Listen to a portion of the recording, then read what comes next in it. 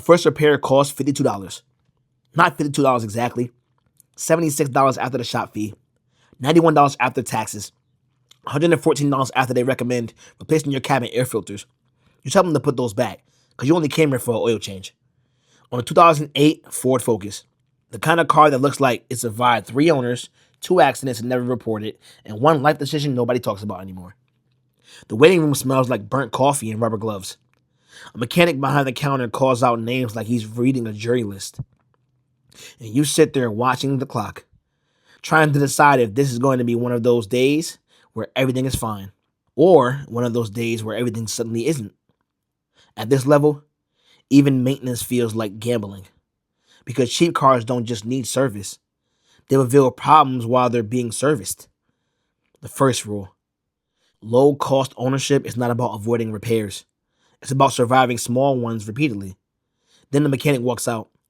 Just an oil change. You're all good. You nod like you expected that answer. But inside, there's a small relief you didn't admit out loud. Because nothing broke today. And that matters more than anything else at this level.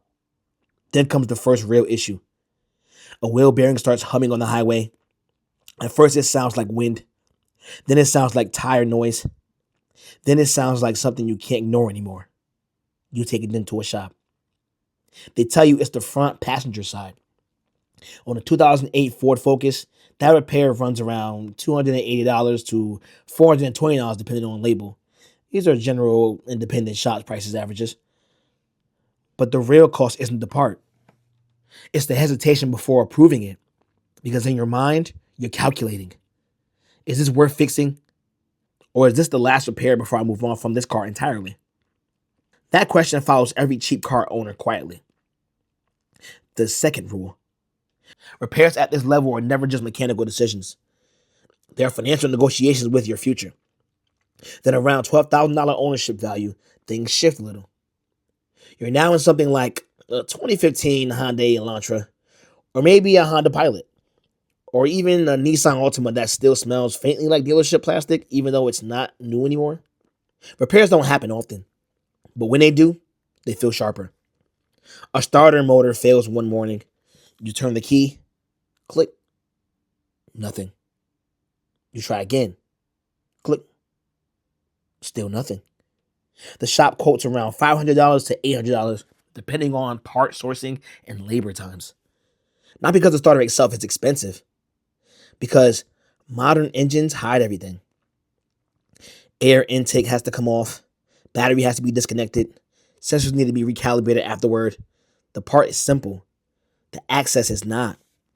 And that's where money disappears. Oil changes now cost closer to $75 to $130, depending on your synthetic requirements, whatever that means. Not because oil changed, but because engines have evolved. They demand longer life fluids, tighter tolerances, cleaner burner cycles. The car is still affordable, but maintenance slowly stops feeling cheap. The third rule: reliability doesn't eliminate cost. It just spreads it out quietly, so you stop noticing it. Then around the $40,000 ownership level, you step into something like a Volvo S60, an Acura TLX maybe. Now everything feels different. Even the silence inside the cabin feels expensive. The first oil change surprises you. $160. You ask why. They explain synthetic blends, manufacturer specifications, and service resets tied to onboard systems. It's not that oil is better. It's that the engine expects precision. Brake service comes next. You remember paying a few $100s in your old car. Now it's $900 to $1,300 depending on the road conditions. Because these cars don't just stop. They stop smoothly, repeatedly, at high speeds, with heavier bodies and more advanced systems. Even brake wear sensors are now part of the equation. Nothing is just pads anymore. Everything is a system. And systems cost more money to maintain than a part ever did. You start noticing something subtle here. You don't question repairs the same. You question timing instead. Can I push this another month? Do I really need to do it now? That's the shift. The wallet doesn't resist the number. It's resisting the timing. At $90,000 ownership level, you enter something like a BMW 5 Series, an Audi S6, a Mercedes E-Class AMG line. Now repairs feel psychologically heavier. A coolant leak appears. It's not dramatic. No smoke. No warning lights at first. Just a slow drop in reservoir levels. But the repair, $700 to $1,400, depending on whether it's hoses, a pump, or a housing assembly. Not because coolant is rare, but because modern engines are layered like architecture. Turbo systems, heat management loops, plastic composite hosing designed to reduce weight but increase replacement durability. Everything's engineered for performance efficiency, not repair simplicity. Oil changes now hover around $180 to $250. And nobody flinches at the dealership because everyone in this waiting room is already committed to the same reality. You don't just maintain these cars, you maintain expectations. And then comes the fourth rule. The more expensive the car, the more invisible the cost becomes socially, but not financially. Then at $180,000 ownership level, you're in something like a Range Rover Autobiography, a Porsche Cayenne Turbo GT, a high-speed Maserati Levant. Now the experience changes completely. You don't drop the car off. You schedule an appointment. You're given a loaner vehicle that costs more than most people's daily transportation. And the service advisor doesn't talk like a mechanic anymore. They talk like a concierge managing an asset. But the reality underneath is still the same. Air suspension components fail. Electronic glitches. Sensors misread. And every fix involves both diagnostics and labor that stacks quickly. A suspension module replacement can reach $2,500 to $4,500 depending on sourcing and calibration. Not because it's impossible to fix, but because it requires precision equipment and trained technicians who understand layered systems.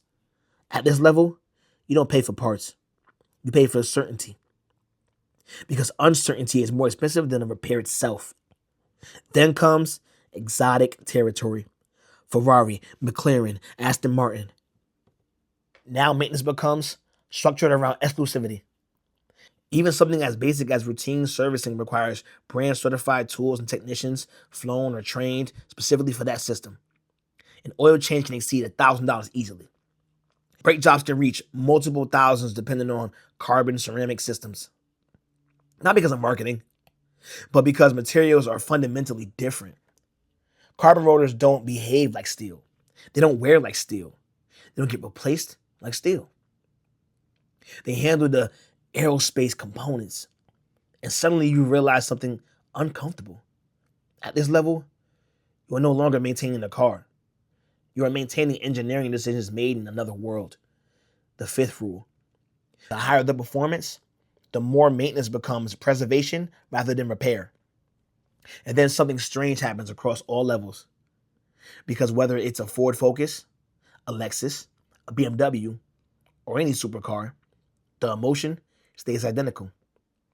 Nobody enjoys hearing from a mechanic. Nobody enjoys unexpected bills.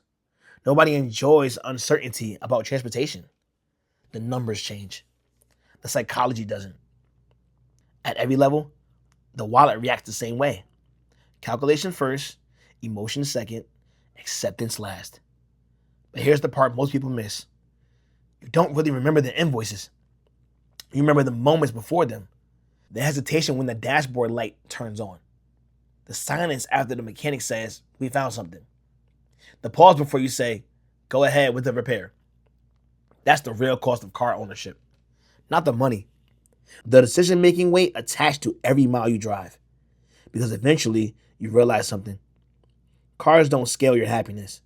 They scale your responsibility. And at every level just makes the responsibility more expensive to ignore. The final rule.